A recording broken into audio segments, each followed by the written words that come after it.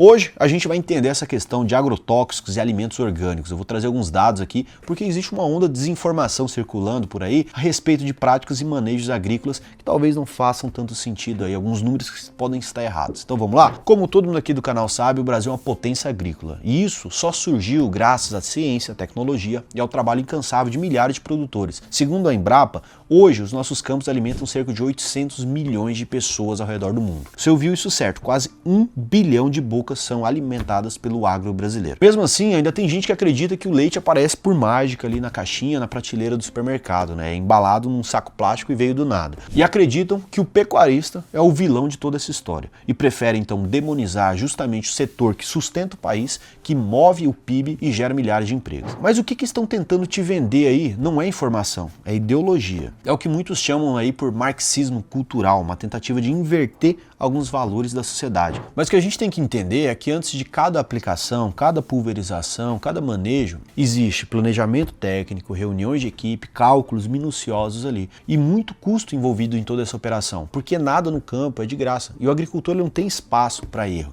Os tão temidos agrotóxicos, que já é um termo que carrega um preconceito muito grande embutido, na prática são somente produtos físicos, químicos ou biológicos usados para controlar pragas, doenças e algumas plantas daninhas. Em outras palavras, são ferramentas de proteção essencial aí para garantir um número bom de colheita.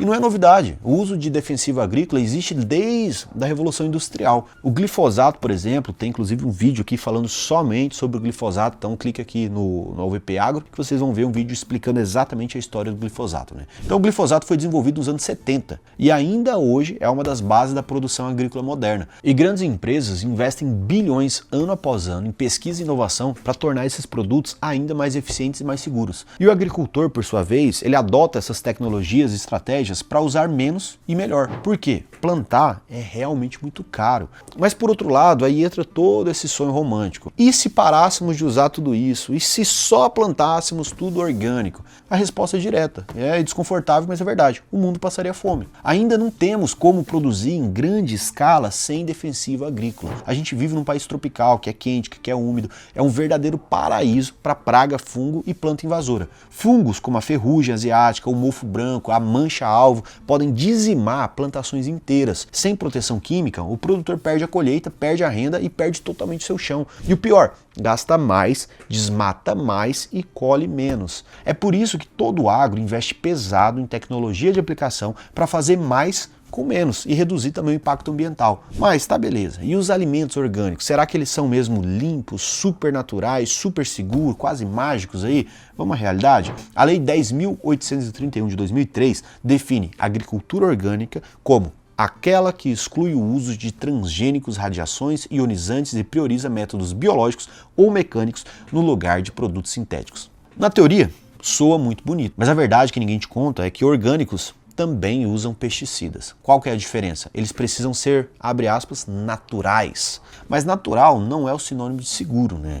O sulfato de cobre, por exemplo, é um fungicida aprovado por lavouras orgânicas. E sabe o que é mais? É altamente tóxico para todos os humanos, animais e também para o meio ambiente. É que o sulfato de cobre ele não se degrada no solo, ele pode contaminar rios, lençóis freáticos e causar ali sérios danos ao ecossistema. Ou seja, esse tipo de pesticida que ele é considerado orgânico, ele pode ser muito pior do que o que é considerado agrotóxico. Enquanto isso, os pesticidas ali sintéticos, que são considerados os agrotóxicos modernos, eles são projetados para se degradar rapidamente. Ou seja, ele protege o solo, os alimentos e também o consumidor. Então, resumindo, a agricultura orgânica, ela proíbe o que é eficaz, o que está dando certo. E ele abraça uma utopia, e inclusive algumas coisas que também são tóxicas. Só porque tem um ar de natural. E quando o assunto é nutrição, tem mais uma ilusão desmontada pela ciência, né? Uma revisão de mais de 240 estudos publicado em 2012 não encontrou nenhuma evidência de que alimentos orgânicos sejam mais nutritivos. Pior, orgânicos carregam muito mais risco de contaminação biológica. O caso mais emblemático aconteceu na Alemanha em 2011.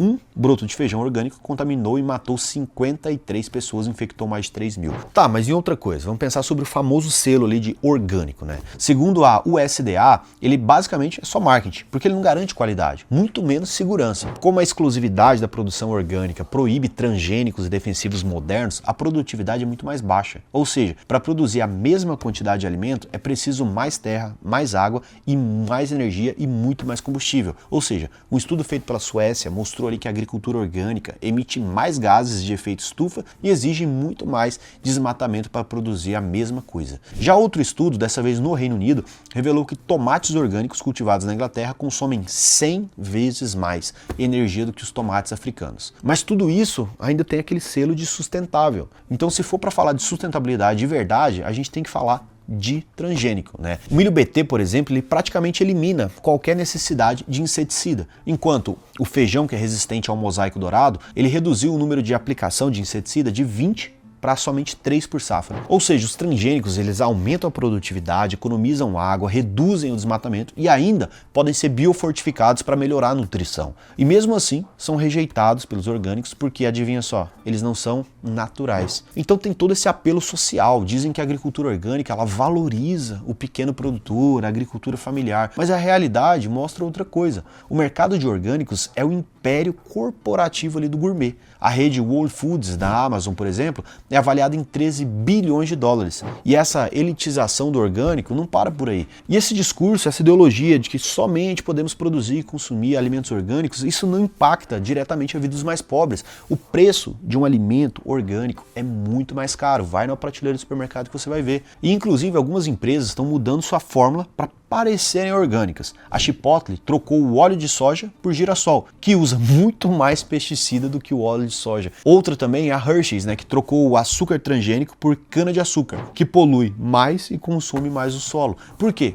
Porque vende mais. Não tem nada a ver com saúde, não tem a ver com sustentabilidade, tem a ver com marketing, propaganda e aceitação social. E a pergunta que fica é: tem como fazer isso melhor? Sim, claro que tem. A solução não está entre uma guerra entre orgânico e convencional. Está em adotar boas práticas agrícolas em qualquer um dos sistemas. Rotação de cultura, manejo integrado, criação ética, uso de tecnologia e também de ciência. Isso deveria ser a regra e não a exceção. Então, mesmo com o agro brasileiro alimentando mais de 800 milhões de pessoas por todo o mundo, mais de 64% do nosso território ainda é composto por vegetação nativa. Então, antes de repetir discursos prontos, a gente tem que levar em consideração dados reais. Vocês têm que refletir com mais profundidade. Lutar contra defensivos e contra a ciência é mesmo que lutar contra a segurança alimentar da humanidade. Ou seja, a gente tem 800 milhões de pessoas sendo alimentadas pelo agro brasileiro e a gente não pode virar essa chave do nada para um tipo de agricultura que claramente ela é insustentável em larga escala. Então, se você daí do outro lado valoriza o setor que sustenta a economia brasileira, que coloca comida na mesa de milhões de pessoas por todos os dias, não pode se omitir num discurso assim. Então, se você gostou, se inscreve aqui no canal, porque além dos vídeos que a gente solta aqui, a gente também tem muito podcast. Nesses podcasts a gente traz pessoas específicas do agro brasileiro que representam algum setor. Ou seja, a gente tem pessoa